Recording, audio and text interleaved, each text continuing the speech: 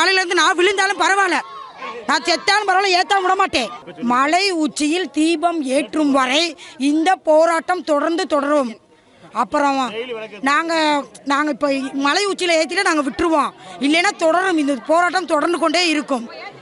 நாங்கள் இஸ்லாமியரில் எதுக்கலை, அவங்களும் எங்களுக்கு தான். அவங்களும் ஏற்றட்டும், நாங்களும் ஏற்றட்டும். எங்களுக்கு மலையில் கண்டிப்பாக உச்சியில் விளக்கு ஏற்றியே ஆகணும் சார். அதுதான் இது ஏற்றுற வரைக்கும் நாங்கள் விட மாட்டோம். போராட்டம் போட்டு பண்ணிக்கிட்டே தான் சார் இருப்போம். தெரு மக்கள் கூட தான் செய்வோம். இது ஜாதி, இது கட்சி கிச்சி எதுவும் கிடையாது. நாங்கள் ஒன்லி பொதுமக்கள் ஒன்லி தான்.